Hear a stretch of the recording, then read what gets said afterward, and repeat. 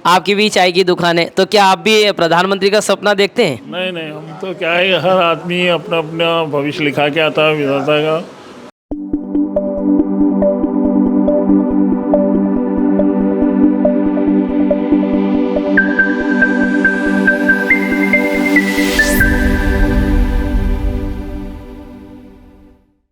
नमस्कार मित्रों, आप देख रहे हैं इंडिया मिक्स। और मध्य प्रदेश में आगामी होने वाले विधानसभा चुनाव को कवर करने के लिए हम निकले हैं। अभी हम मौजूद हैं नीमच विधानसभा के गांव पलसोड़ा में। यहाँ एकत्र ग्रामीणों से हम कुछ बात करते हैं।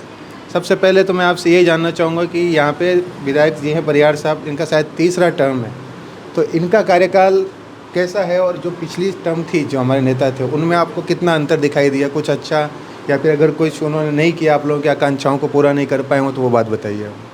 देखिए, वर्तमान विधायक जो दिलीप सिंह जी परिहार हैं, उन्होंने विकास कार्य किए हैं अच्छे। पालसोड़ा पंचायत, भंवरासा पंचायत, आसपास जो भी क्षेत्र है हमारा भादोमाता मंडल लगता है, उसमें विकास कार्य किए हैं। 2003 से पहले जो सरकार थी उसमें दिग्विजय सिंह सरकार में तो अपने को रोड वगैरह की सब जो भी परेशानियां थी वो थी। अभी इसमें अपने को रोड की, पानी की, डैम की, कोई लाइट की कोई परेशानी नहीं है। बढ़िया सरकार है मेरी सरकार, अच्छी सरकार। ठीक है। ये जो क्षेत्र है अपना, ये खेती किसानी वाला क्षेत्र है ना, तो यहाँ पे जैसे किसानों को समस्याएं होती है, जैसे कि भाव नहीं मिलना, जैसे सोयाबीन के भाव नहीं मिले, पिछली बार 10,000 तो अब की बार 5,000, 5,500 है। बाकी दूसरी चीज़ें हैं, तो खेती किसानी में किसानों को सरकार की तरफ से जो सुविधाएं मिलती हैं वो क्या पूरी पड़ रही है या किसान खुश है यहाँ पे?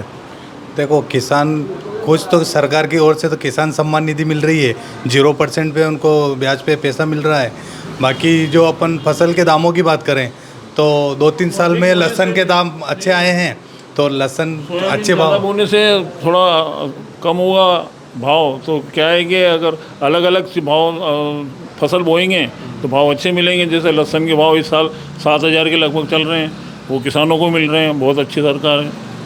जैसे प्रगतिशील किसान होता है जो क्या करता है, हर बार अलग अलग फसलें लेता है, तो अपने यहाँ पे तो शायद मुझे ये सुनने में आया है कि किसानों को प्रशिक्षण वगैरह भी दिया जाता है नीमच में खेती किसानी करने के लिए। हाँ, खेती किसानी का प्रशिक्षण भी दिया जाता है। औषधि अपनी फसल बोने के लिए भी प्रेरित किसानों को किया जाता है। और जैसे कि इसबगुल की खेती जो 23,000 के भाव मिले थे, पर कहीं कहीं खेती इसबगुल की बारिश के कारण नहीं कर रहे थे किसान, पर इसमें भी अच्छे दाम मिलते हैं।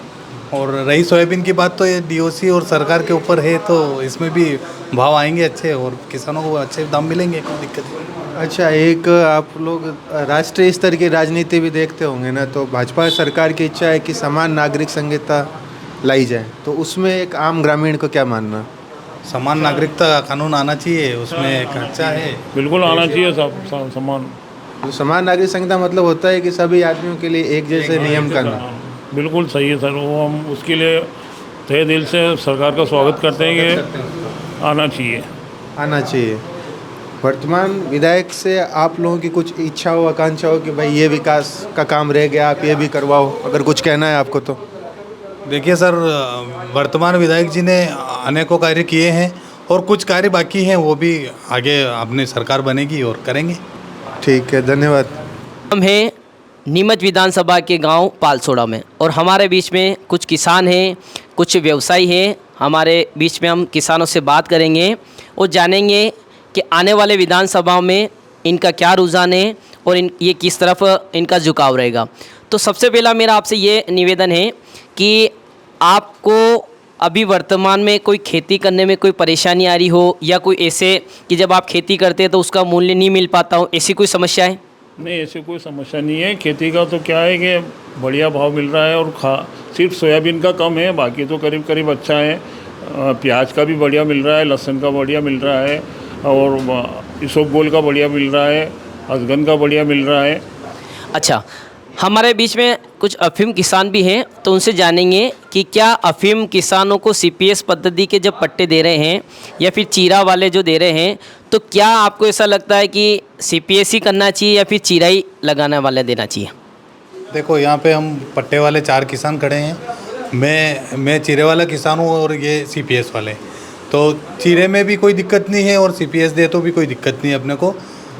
तो आगे सरकार की मंशा यही है कि सबको सीपीएस दिया जाए। अच्छा, एक और मुद्दा आता है अफीम किसानों का कि एनडीपीएस में जो केस बनते हैं उसमें कहीं ना कहीं बहुत सारों को उसमें रखा जाता है कि यार जो पकड़ा है उनके अलावा भी बहुत सारों के नाम लिए जाए। तो क्या ऐसे सिस्टम ख़त्म होना चाहिए या फिर यहाँ मनमानी चल रही है इसमें नारकोटिक्स की? नहीं, ये मनमानी तो ख़त्म होनी चाहिए कि किसान का ऊपर कोई केस बने। ये मनमानी तो इनकी नारकोटिक्स विभाग की ख़त्म होनी चाहिए, क्योंकि लाइसेंस भी वही दे रहे हैं और फिर पकड़ भी वही रहे हैं।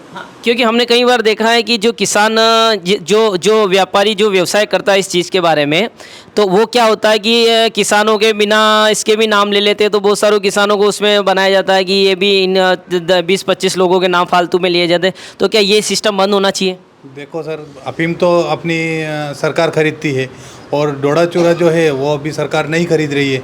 तो डोडा चूरा को इस एनडीपीएस एक्ट से बाहर निकाल देना चाहिए, ताकि किसानों के ऊपर कोई केस नहीं बने और किसानों को राहत मिल जाए, एनडीपीएस से किसानों को राहत मिल जाए। अच्छा, दूसरी बात हम करते हैं कि अभी माननीय मुख्यमंत्री जी यहाँ इस मनासा विधानसभा क्षेत्र में आए थे, तो क्या उस वृहद सिंचाई योजना में आपका गाँव भी आ रहा है? सर, वृहद सिंचाई योजना में हमारे पड़ोसी गांव आ रहे हैं, सेमली मेलकी तक। और हमने जो सिंचाई विभाग के वहाँ पे अधिकारी बैठे थे उनसे चर्चा करी, तो उन्होंने बोला कि दूसरे दौर में जो कागज़ तैयार हो रहे हैं उसमें नीमच और जावद भी आएगा, पूरा ज़िला लगभग इस सिंचाई में शामिल होगा। मतलब दूसरे फेज़ में वो अगला जो फेज़ आएगा उसमें आपका गाँव और करीब करीब के जो बच्चे हुए हैं वो गाँव आ जाएंगे। आपसे पूछता हूँ मैं, क्या लाडली बहना योजना जो सरकार ने निकाली है तो उसका फ़ायदा सभी को मिल पा रहा है आपके गाँव में? मिल रहा है, सबको मिल रहा है। ऐसे कोई महिलाएं हैं जो ये बोलती है कि हाँ मुझे नहीं मिल पा रहा, या फिर कोई ऐसी कोई परेशानी आ रही हो आपकी, ऐसी कोई परेशानी आ रही हो आपकी इधर? नहीं आई, सबको मिल रहा है। अच्छा, एक बात और आती है कि हमारे प्रधानमंत्री जी जब चाय बनाते थे तो चाय बनाते बनाते प्रधानमंत्री जी बने। आपकी भी चाय की दुकान है, तो क्या आप भी प्रधानमंत्री का सपना देखते हैं? नहीं नहीं, हम तो क्या है, हर आदमी अपना अपना भविष्य लिखा के आता है विधाता का। तो क्या है कि कोई आगे बढ़ता है, कोई वही है, पर हम हमारे जो धंधा अभी चल रहा है वर्तमान में हम उसमें खुश हैं। अच्छा, प्रधानमंत्री जी ने बहुत बड़े निर्णय लिए, चाहे राम मंदिर का देखें, चाहे 370 का देखें, तो जो बड़े बड़े देश के हितों के लिए जो मुद्दे ले रहे हैं, तो क्या आपको प्रधानमंत्री जी के जो अगले जब निर्णय लेने रहेंगे तो क्या आप सब साथ खड़े रहेंगे उनके? बिल्कुल साथ खड़े रहेंगे सब प्रधानमंत्री जी के, चाहे वो कोई सा भी मुद्दा हो, मंदिर का हो, धारा 370 हो, कोई सा भी हो, तो हम उसके साथ हैं। लेकिन कांग्रेस तो कह रही है कि आप मणिपुर की हिंसा में कभी नहीं बोलते हैं, तो ऐसा कुछ आपको लगता है कि कांग्रेस कहीं ना कहीं यहाँ सफल हो पाएगी? मणिपुर का जो आपने देखा होगा कि एक बहुत बड़ा इश्यू चल रहा, कल भी राहुल जी बता रहे थे, तो क्या प्रधानमंत्री जी को इस बारे में चर्चा करनी चाहिए कि मणिपुर में ऐसी हिंसा घटना हुई? देखो, मणिपुर की घटना अपनी जगह है, उसके अलावा भी अपनी सरकार जो मोदी सरकार है वो राष्ट्रहित में अच्छा काम कर रही है, और राष्ट्रहित के जो भी निर्णय लिए हम राष्ट्रहित को समर्पित हैं, और 2024 में वापस मोदी जी को प्रधानमंत्री के रूप में देखना चाहते हैं।